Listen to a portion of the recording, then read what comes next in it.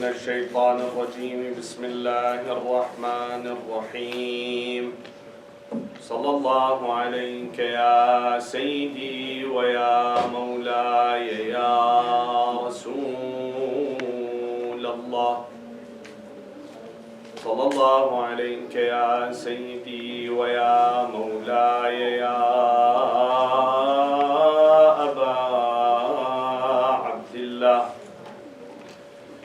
يا رحمة الله الواسعة ويا باب نجاة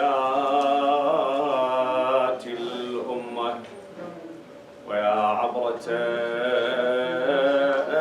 كل مؤمن ومؤمنة يا ليتنا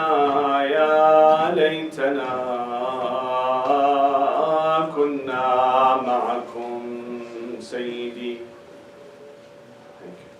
فنفوز فوزا عظيما. ورد في زيارة الناحية المقدسة لسيدنا ومولانا الإمام المهدي عجل الله تعالى فرجه يا جد لئن أخرتني الدهور وعاقني عن نصرك المقدور لأندبنك صباحا ومساء ولأبكين عليك بدل الدموع دما. صدق سيدنا ومولانا الإمام المهدي عجل الله فرجه. صلوا على محمد وآل محمد. اللهم صل على محمد وآل محمد. In such tragic and difficult incident, as we spoke about it last night, that the memories of the event of Ashura are so fresh and intense as if this has happened last day, yesterday, recently. People with this much of enthusiasm at the same time, grief and anguish, participate in the majalis. We, all of us in our personal life, in social life, have difficulties and sometimes tragedies. We lose loved ones. We lose those who are very important in our lives. For a while, we keep them in our memories. We have anguish, but eventually we carry on. And, we keep them in God's hands. However, the memory of Ashura, every year it renews and becomes afresh and afresh. As the poet in his poetry beautifully says, أمست رزيتكم رزايان التي سلفت وهونت الرزايا الآتية. He says that your agonies and your tragedy has made us forget our own mishaps and our own tragedies and afflictions. And for the new ones to come, also it has made them ease. You see, when we lose someone, always we mention one of the heroes of Karbala, or one of the heroes of Ahl al-Bayt alayhim salam. If the departed one is a lady, we mention the grief of Fatima al-Zahra. If we lose a brother, we talk about Abu al-Fadl al-Abbas alayhi salam. If we lose a young one, we're reminded by Ruqayya and Abdullah al-Radi'. For every anguish and grief, there is one that has a played role in the tragedy of Ashura. The Sha'ir, the poet, says that we have forgotten about, we have forsaken our own tragedies, but your tragedy is always, stays in the memory, vivid. وَفَجَائِعُ الْأَيَّامِ تَبْقَى مُدَّةً وَتَزُولُ وَهِيَ إِلَى الْقِيَامَةِ بَاقِيَةٌ. All agonies and tragedies one day will end, except the tragedy of Karbala, which will continue until the day of judgment. So one feature is this freshness in the memory of people. Second, it is very endemic and pervasive. You see masses participate in this event spontaneously, without anyone asking them, without anyone encouraging them. In fact, the Ashura's epic is only a single epic that the masses lead the religious leaders and the intellectuals and the theories. No religious leader need to go and tell the masses that please come and participate and beg them to participate in the event of Ashura. Millions upon millions come and participate without the need of anyone to tell them, it is your time to participate. These are the two beautiful results, although mixed with the griefs, but these what we get from the memory and epic of Ashura. Now, in order to make this epic alive and sustained, the Imams alayhim salam, of course, let's talk about a couple other features. As a result of the epic of Ashura, and then inshallah we'll talk about the strategy. One important fact of what we get to see in the epic of Ashura, the revolution of Imam Hussein, that it's by itself is an enticement for revolutions. For us, for the people, for the depressed or the oppressed masses to demand their own rightful rights, asking for their own and reclaim their own demolished rights that have been confiscated and taken by the government. You see that the revolution of Imam Hussein alayhi salam has become a fuel, an engine for those revolutions with popular, uprising. Always it has become a torch for them, at the same time a fuel for them to demand their own rights. It has been the origin of multiple revolutions throughout the Islamic history. Why? Because Imam Hussein alayhi salam fought tyranny. It was for the entire humanity. It taught the revolutionaries how to stay on the course and how to fight the tyrant, even if no matter how weak and fragile they are, and no matter how powerful is the government. So this is one thing that we see in the epic of Ashura. Today, when you look at the world's affairs, which sect and which school of thought have stood to the aggressions of Zionism? No, today we need to talk a little bit about politics. Which sect and which school of thought has stood to the backwardness and viciousness of ISIS and Al-Qaeda and the rest of those terrorist groups? You see the school of Hussein alayhi salam. Despite the fact that many Palestinians do not adhere to the principles of followers of Ahlul Bayt, yet those who are spearheading the struggle against Zionism are all followers of Ahlul Bayt alayhim salam. And nothing make fear in the heart of those Zionists as much as the school of Abi Abdullah al-Hussein. Why? Because it's by nature against tyranny, pro-freedom, pro-liberty and justice and fairness. So this is one thing.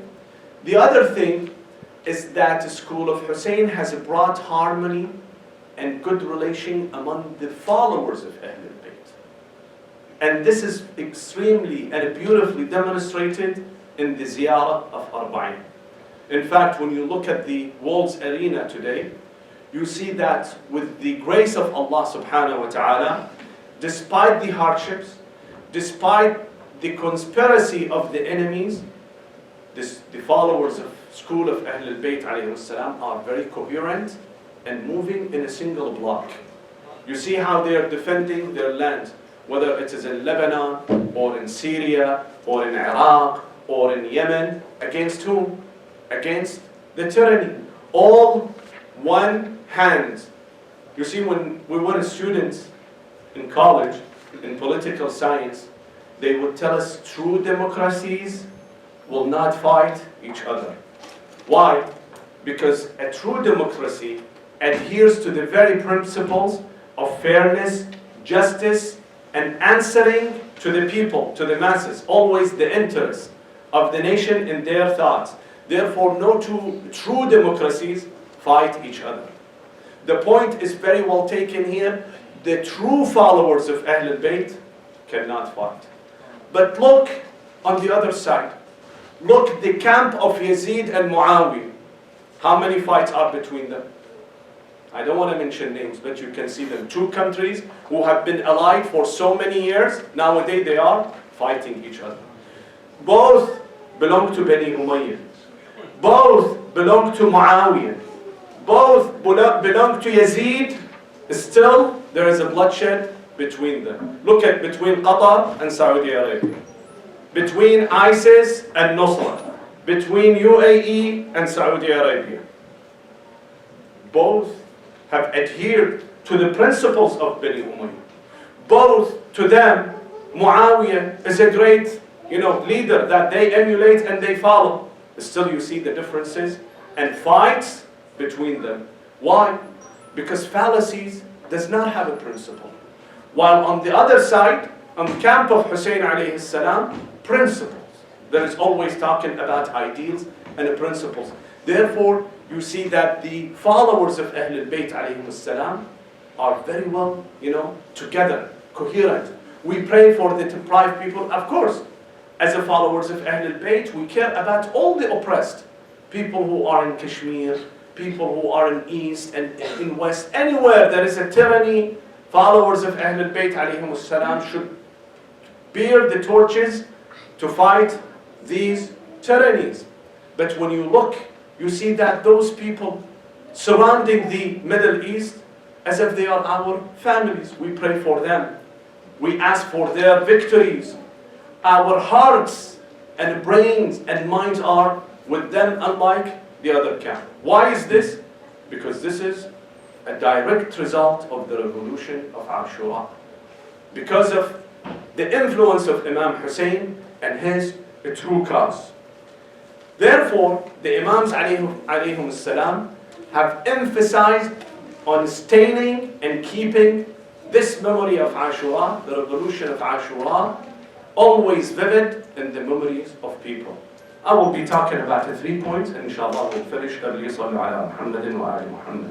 اللهم صل على محمد وآل محمد. The first strategy that the Imams of Ahl al-Bayt emphasized is to establish these majalis, the congregations, the lectures, the pieces of advice that we give during the month of Moharram.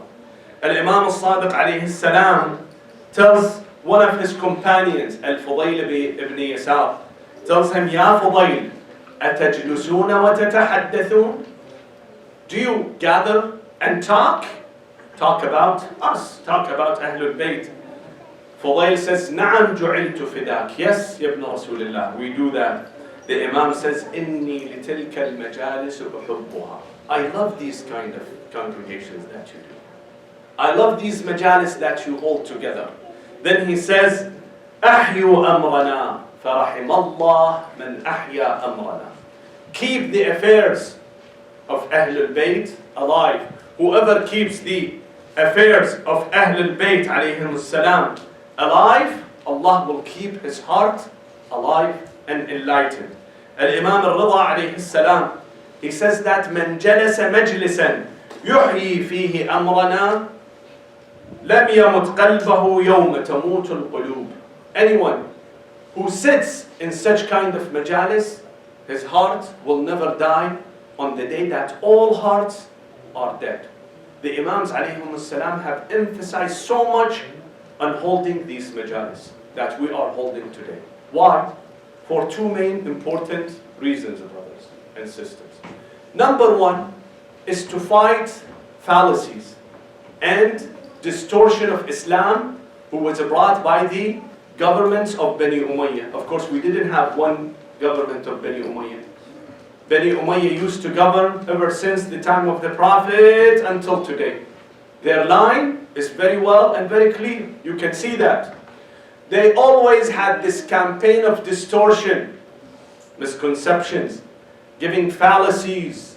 Only during the time of Muawiyah, until, Bani Sufyan, who governed, 70,000 pulpits in every masjid, in every corner of the Islamic empire. The Khatib and Salat al-Jum'ah and the Friday sermons would go to the Salat, go on the pulpit, would not come down unless he curses Ali ibn Abi Talib, Fatima and Hassan and Hussein. All fallacies. How would you counter these kind of fallacies? With which way? The Imams have thought of this, have thought how to offset these fallacies, because people are, don't know what's going on. Many of them are ignorant, simple life. They have a simple life, they don't know what's going on. Many people, when they were on those villages that the captives of Imam Hussein were passing by until they reached Sham, they had no idea who were those people. I said a few days ago that in Kufa, that Ali ibn Abi Talib used to govern, when they brought the captives, those ladies went and brought sadaqah given to the children of Hussein and the widows of Hussein. Kulthum said, "As-sadaqatu muharramatun alayna." We cannot have sadaqah. Who are you then? We are the household of the Prophet. This was the machinery, the propaganda machine of Bani Umayyah, the brainwashing people, taking away the truth and reality from them. Therefore, the Imams alayhim as-salam have emphasized on these masjalis to counter, offset the propaganda machine that takes place on the other side. One important country in Middle East, every year they publish millions upon millions of books against Shia, and they distribute it for free. One of their religious leaders have said these years ago, he said that we try our best. We make all these publications and we speak against these Rafidis every year, and we prepare people to accept our facts. All of a sudden Moharram comes, in these 10 or 13 days, everything is washed away with Moharram. Why? Because it fights these misconceptions. When you look at Ahl al-Bayt alayhim as-salam, Zaynab, when she entered Kufa, what did she tell people? What did she say to people? In her sermons, let's recite a few of them. She's telling them, not denigrating them, not saying anything, except telling them what kind of magnitude of sins they have. She's bringing them to realization. What did they do? Whom did they kill? وَيْلَكُمْ يَا أَهْلَ الْكُوفَةِ أَتَدْرُونَ أَيِّ كَبَدٍ لِرَسُولِ اللَّهِ فَرِيتُمْ. Do you know what kind of heart of Rasulullah you have decapitated? وَأَيِّ دَمٍ لَهُ سَفَكْتُمْ. What kind of blood you spilled for Rasulullah? وَأَيِّ حُرْمَةٍ لَهُ أَنْكَرْتُمْ. Which sanctity of Rasulullah you have denigrated and violated? وَأَيُّ كَرِيمَةٍ لَهُ أَبْرَزْتُمْ. Do you know which precious daughter you exposed and brought to the public? Zaynab, no one has heard her voice. The son have not seen her face. These people exposed the daughters of Rasulullah sallallahu alayhi wa alayhi. Then she says, أَعَجِبْتُمْ أَنْ مَطَرَتِ السَّمَاءُ دَمًا. Would you be surprised if the heavens rain blood? Do you know what you have done? Only putting them in front of their own sins. The narrator said that all the gatherings were crying and weeping for what they have done. A captive woman, weak woman, surrounded by the enemy, she changes the scene right immediately. Once she brings the truth, she doesn't have to do anything. Ali ibn al-Husayn alayhi salam, sallu ala Muhammadin wa alihi. Allahumma salli ala Muhammad. In Majlis of Yazid, inshallah, tomorrow night we will be talking about the life and legacy of Ali ibn al-Husayn alayhi salam. What did he say? He just wanted to go to the pulpit and say something in the advantage of people. Yazid prevented him. They asked him, this is a young man, he only 20, 21 years old. What does he know? Why you are so afraid of this man? But Yazid knew for a fact what kind of Imam is Zayn al-Abidin alayhi salam. When Ali ibn al-Hussein went on pulpit, what did he say? He only described his lineage. Where is he from? Whom he belongs? Who's his father? Who's his grandfather? Who's Rasulullah? These are the words that he would say. أنا ابن مكة ومنى. أنا ابن زمزم والصفا. Then he would say, أنا ابن محمد المصطفى. أنا ابن علي المرتضى. I am son of those people. If you don't know me, you better know me. Then he describes who's his father. He says, أنا ابن المقتول ظلما. I am the son of this man who have been oppressed and killed. أنا ابن محزوز الراس من القفا. Everyone, when they slaughter them from, from front. But Hussein was slaughtered from the back. أنا ابن العطشان حتى قضى. They didn't give water to my father before they murdered him. أنا ابن مسلوب العمامة والردى. They plundered all his belongings, his dress, his clothes that he was wearing. And that have changed the entire majlis of Yazid. For the fear that this will cause trouble, he stopped him by raising the adhan. So fighting the misconceptions. The second thing, brothers and sisters, that it does, the pulpit, it increases the knowledge of people. You see, the majlis, the pulpit, the podium should be fighting fallacies, should be fighting misconceptions and superstitions and myth. It should increase people's knowledge, whether ideologically, socially, religiously, in jurisprudence. These are the things that we learn in the majlis of Imam Hussein alayhi salam. For fact, not so many people read books, neither Shia nor Sunnis, to be very honest. Unlike the Westerns, who read so many books, we, unfortunately, this is a bad tradition that we carry from our own homeland. Not so many of us read books. These pulpits and these podiums should be by themselves books to the people. In these hours, we should learn as if we have learned to read in the books. They should, enlighten us, educating us. Here at Imam al-Rida alayhi salam, when he tells the Man ahyu amrana rahimallah man ahya amrana, if you keep our memory alive, the man asks the Imam, tells him, Yabna Rasulillah, wa kayfa nuhyi amrakum? How should we keep your memory alive or your affairs alive? The Imam alayhi salam says, أن يتعلم علومنا ويعلمها الناس. Learn our knowledge, our prayers, our supplications, and then teach it to people. فإن الناس لو علموا محاسن كلامنا لاتبعونا. If they listen to our words, you see, the words of Imams are not like any other words. It's not the word of an eloquent speaker or an alim or a scholar. They have lights. Lights penetrate in darkness. No matter how weak is that light. Take a candle, tiny little candle, and put it in darkness. That candle overcomes entire darkness. The words of the Imams are light. As we say, kalamukum nur. It penetrates the hearts and the minds of people. Just by explaining the words of the Imams, the supplications of the Imams, alayhim salam, that should be more than enough for people to follow and adhere. So number one strategy was through these majalis that we hold. The second strategy, صلوا على محمد وآل محمد,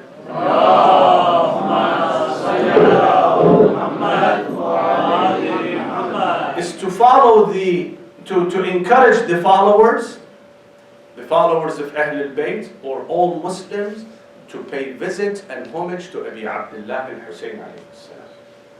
When you look at the book of du'as, you see the Imam alayhi salam has by far the largest volume of scripts of ziyarat.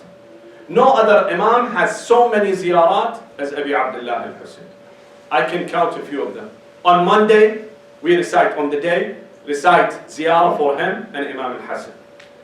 On every Thursday night, we recite ziyarat warith. On a Friday, we have a ziyarah for the Imam. On the beginning of every month, there is a ziyarah for Imam Hussein. On 15th of Rajab, 15th of Sha'ban, day of Arafah, eve of Arafah, the nights of Qadr, the nights and days of each Eid, on Eid al-Ghadir, there are all ziyarat, specific ziyarat for the Imam alayhi salam, for Imam Hussein. So many of these ziyarat, if you want to count them, only the special ziyarat more than 18 occasions. I'm not talking about the weekly ziyarah that we do. Why is it so? Because the Imam has enforced this fact, that when you go, you will energize yourself. There is something about Imam Hussein that is emanating. When I go and visit, I get so much energy, so much enthusiasm from the ziyarat of the Imam alayhi salam. And they never ever told their followers to stop visiting the shrine of the Imam, even at the time of danger, even at the time that the government used to cut off their hands and torture them and persecute them. The Imams never told their followers stop going to the ziyarah of the Imam. In fact, they encouraged them more and more. Al-Imam al-Sadiq alayhi salam says, Allahumma khfirli wa li ikhwani. Oh God, forgive me. Give me the tawfiq for repentance. Wa ikhwani, my brothers. He equates the Za'irin of Abi Abdullah al-Hussein to his brotherhood. وَلِزُوَّارِ قَبْرِ أَبِي عَبْدِ اللَّهِ الْحُسَيْنِ. Those who visit the tombstone of Imam Hussein, the tomb of Imam Hussein. الَّذِينَ أَنفَقُوا أَمْوَالَهُم. They spend their money. وَأَشْخَصُوا أَبْدَانَهُم. They tired their bodies. رَغْبَةً فِي بِرِّنَا. Just for the fact that they want us to be happy. اللهم إن أعداءنا عابوا عليهم. Our enemies have ridiculed them, scolded them, told them, what are you doing? You guys are backward. You're beating your chest going to your Imam, somebody that has died 1300, 1400 years ago. عابوا عليهم خروجهم إلينا. Then he says this beautiful word. He says, اللهم ارحم تلك الوجوه التي غيرتها الشمس. Those people who walk toward the tomb of Imam Hussein, when the scorching sun hit them and changed their colors, the Imam says, may Allah subhanahu wa ta'ala bless those faces. غيرتها الشمس وتلك الخدود التي تقلبت على قبر أبي عبد الله. When you place your cheek, you put your cheek on the shrine of Abi Abdullah al-Hussein. Imam al-Sadiq prays for this cheek. Says, Allahumma arham tilka al-wujuh. In fact, the Imam reproach those who do not go. He tells Sadir al-Sayrafi, one of his companions, tell him, Ya Sadir, atazur al-Hussein kulla yawm? Do you do the ziyarah of Imam Hussein every day? He says, no, ya Rasulullah, I don't. The Imam tells him, Ma ajfakum bil Hussein. Why you have neglected Hussein? Then listen to this. He says, Man lam ya'ti qabr al-Hussein hatta yamut. This is the followers of Ahlul Bayt. He said that if someone doesn't go to the tomb of Hussein until he dies, كان منتقص الدين منتقص الإيمان. His iman is not complete. His deen, his faith is not complete. وإن دخل الجنة كان دون المؤمنين فيها. Even if he goes into paradise, his level will be below the level of mu'mineen. Then the Imam describes how you go and visit the Imam. You see, when you read Mafatih al-Jinan, it is narrated. In any ma'soom you go and dress your best clothes. You wash, you have ghusl, and then you put atar, you put perfume, you wear perfume with your best clothes, very much ornamented, you go visit the ma'soomeen. This is how it has been narrated in the Mafatih al-Jinan. But when it comes to Imam Hussein, look what Imam al-Sadiq says. He says, إِذَا أَرَدْتَ زُرَارَةَ الْحُسَيْنِ فَزُرْهُ وَأَنْتَ حَزِينٌ مَكْرُوبٌ. When you do ziyarah, be sad and depressed and mournful and sober. شعث أغبر جائع عطشان.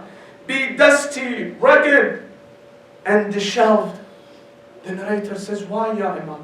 Why should I do this? He said, because in the same manner that he was killed while he was hungry. He was thirsty.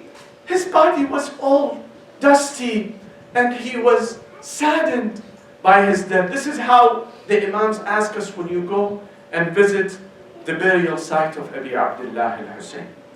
The third strategy, and the last one, is the lamentation and grief. The commemoration always should come with this mood: grief, agony, tears in eyes. This is how our Imams alayhim salam has instructed us to do this. In fact, even before them, Rasulullah sallallahu alayhi wa has wept for Hussein, has cried for Hussein. The narration that I said at the beginning from Ziyarat al-Nahiyya, look what the Imam al-Ma'soom, Imam al-Mahdi alayhi salam says. He says, يا جد لئن أخرتني الدهور وعاقني عن نصرك المقدور. If I were not coming to your help and assistance, لأندبنك صباحا ومساء. I always keep your lamentation and grief in my heart every single day, morning and night. وَلَأَبْكِيَنَّ عَلَيْكَ بَدَلَ الدُّمُوعِ دَمًا. My tears should be in a blood, not just regular tears. These are the words of Imam al-Mahdi. He says, لَأَبْكِيَنَّ عَلَيْكَ بَدَلَ الدُّمُوعِ دَمًا. I should, when my tears come, they should come in a blood. You know, the Imam doesn't exaggerate. Maybe we exaggerate. We say few things that are not reality, but the Imam alayhi salam does not. He's an infallible. Always his words are measured when he say those things. As I told you, al-Mu'mineen Salama and Aisha, they narrate that the Prophet 54 years before the slaughter of Hussein alayhi salam, he used to talk about the incident of Karbala and would weep and he cried. He entered upon his Sahaba one day. They looked at him very saddened, while tears in his eyes. They told him, what is happening, Ya Rasulullah? He said, nowadays Jibreel came and told me that my son Hussein will be slaughtered at the hand of my nation, at the hand of my ummah, and he gave me a handful of the dust in which Imam Hussein will fall on that ground. You see, brothers and sisters, tear by itself. You see, when we say that weeping and crying and wailing, it should not be only from emotion. Sometimes we grieve our beloved ones. We get depressed and we cry. These coming from emotion. But crying for Imam Hussein, not only from emotion, rather it should come from conscience and intellect. Why? Because when you look at grief and tears, it is the strongest weapon, the strongest thing that you can use in your state or in your argument. If you have something in your mind. The tears are revealing of your sincerity. Someone that is not sincere cannot, bring himself into tears. I'm speaking, of course, of the majority. The majority of people, once their heart is fallen and broken, you see tears will come out. This is when you can sympathize, or others can sympathize with you the most. Why? Because not everyone likes to be in grief. That moment when you are in grief, the audience will be very receptive to your ideas. Even Allah subhanahu wa ta'ala. You see, the Almighty Allah tell us why we should, talks about Ibad al-Rahman. And He said what they do, why God sympathize with them and forgive them. He says, وَيَخَرُّونَ لِلْأَذْقَانِ يَبْكُونَ وَيَزِيدُهُمْ خُشُوعًا. When they come into wailing and crying, Allah subhanahu wa ta'ala says, I forgive them.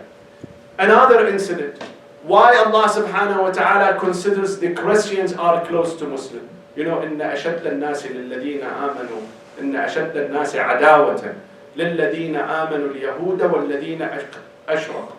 Those who are, mushrik and Yahud, they have the greatest animosity, but the closest one are the Christians. Why? The ayah says وَإِذَا سَمِعُوا مَا أُنزِلَ إِلَى الرَّسُولِ تَرَى أَعْيُنُهُمْ تَفِيضُ مِنَ الدَّمْعِ مِمَّا عَرَفُوا مِنَ الْحَقِّ. When they hear the Quran, their tears start to come spontaneously. Therefore, they sympathize with the believers, with mu'min. So tears is the most potent weapon you can use. Who does this say? Ali ibn Abi Talib. Look at what Ali ibn Abi Talib says. He says, even when you want something from Allah, use this as a weapon.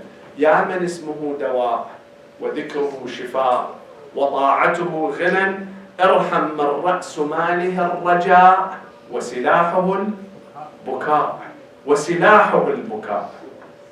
When you cry, when you weep in front of Allah, Allah subhanahu wa ta'ala would accept. That's why anytime that your tears came down, raise your hand in dua. Before they, dry out. Raise your, as they are still wet, ask Allah subhanahu wa ta'ala anything.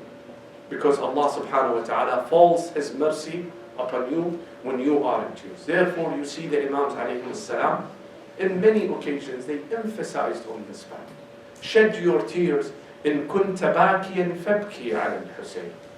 And Imam al-Rida tells one of his companions, Al-Rayyan ibn Shabib, tells him, your tears are precious. But if you want to spill them, shed them for the sake of Abi Abdullah al-Husayn. He says, كان أبي إذا دخل المحرم لم يرى ضاحكا. When Muharram enters, you wouldn't be seeing him laughing. وكانت الكآبة تغلب عليه. He was depressed. حتى يمضي عليه 10 أيام. 10 days after Muharram, he's all in depression. فإذا كان يوم العاشر كان ذلك اليوم يوم حزنه ومصيبته وبكائه. He was in a grief, in crying, in weeping. These are what Ahlul Bayt alayhim as-salam say. Al-Imam al-Sadiq alayhi salam says, Al-Bakka'una khamsa. 5 in history, 5 individuals in history were always crying. And he says who they are. First one was Adam, because he, left Jannah. وَيَعْقُوب عَلَى يُوسُف وَيُوسُف فِي السِّجْنِ. So Adam, Ya'qub, Sijn, Yusuf. وفاطمة بنت محمد على أبيها. Fatima al-Zahra alayhi salam used to cry. وعلي ibn al-Husayn, Zayn al-Abidin. Always his tears was in his eyes. Narrators say whenever they bring him food, whenever they brought him food and a drink, always this food and a drink was mixed with his tears. They tell him, Ya ibn Rasulullah, why are you crying? He would say, should I forget the scenes that I have seen my father and 18 members of my family get brutally killed, and I shouldn't cry? He says, Ya'qub, they took his son away while he was in safety. He was alive. He lost his vision from crying and weeping. And I have seen my father, Hujjatullah ala al-ard, Khamisu Ahl al-Kisa. They brutally butcher him and 18 members of my family, and you want me to be quiet? Zayn al-Abidin, on such night when the army of Ibn Ziyad attacked the camp of Imam Hussein, first of all, they set all the tents, all the camp on fire. Umar ibn Sa'd, he grabbed a torch of fire and he threw it on the tents. The children, the widows, the daughters of Rasulullah, they got out of the tents. They didn't know where to go. They went to Zayn al-Abidin, who was very sick, told him, Ya Zayn al-Abidin, what should we do? He said, go to the Bayda, go to the desert. Don't stay here. They came and saw the Imam laying on the ground. They wanted to kill him. Shimr wanted to kill him. Zaynab threw herself right on his body and said, La wallah, you will not kill him until you kill me. They left him. The narrator, Hamid ibn Muslim, he said that among those orphans of Hussein, I saw a little daughter of Hussein. The flames are engulfed in her clothes. He said that I went and, extinguished the fire. She was terrified and told me, Ya Shaykh, have you recited Quran? I told her, yes, Sayyidati. What about it? She said, didn't you read the Quran where it says, وَأَمَّا الْيَتِيمَ فَلَا تَقْهَرْ? Don't hurt The orphan? Wallahi, I am the orphan of Abi Abdullah al-Hussein. I lost my father Hussein. He tells her, Sayyidati, I am here to help you. When she felt this man is not going to hurt her, she told him, Ya Shaykh, dullani lil Ghareeb. Show me the road of Najaf. Najaf used to be called Ghareeb. He told her, what do you want? Ghareeb is far away from here. She said, no, because my aunt have said we have a grave in Najaf. Whenever we are depressed, we ask for help. That person will help us. We need help at this time. We are alone. Zainab was the one who would protect the children. She kept calling names of all those children one by one. She had 2 daughters of Hussein missing. Kept searching for them in the thickness of night. Couldn't find them in the camp. Going this way, that way. She could not find them until she went to the body of Abu Abdullah al-Hussein. She saw that those 2 girls have thrown her themselves on the body of Hussein and they are dead there. She came back again.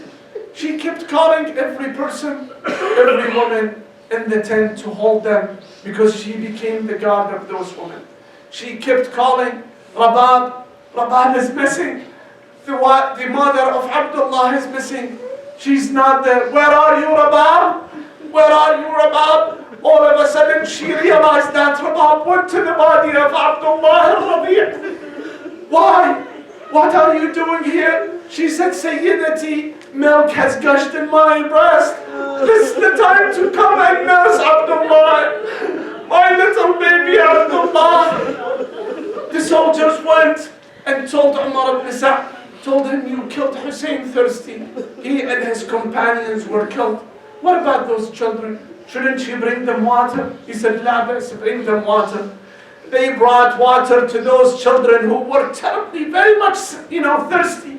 At thirst, they gathered around the water. They told them to drink water. None of them took the water. They all returned, told them what's going on. Here's water. They said, how do we drink? And Qada Abu Abdullah Ashura. You have killed Hussein. He was thirsty. How should we drink these waters? La hawla wa la quwwata illa billahi al-aliyyil azim. Inna lillahi wa inna ilayhi raji'un. السلام عليك يا أبا عبد الله وعلى الأرواح التي حلت بفنائك وأناخت برحلك عليكم مني جميعا سلام الله أبدا ما بقيت وبقي الليل والنهار ولا جعله الله آخر العهد مني بزيارتكم. السلام على الحسين وعلى علي بن الحسين وعلى أولاد الحسين وعلى أصحاب الحسين ورحمة الله وبركاته وصلى الله على محمد وآله الطاهرين.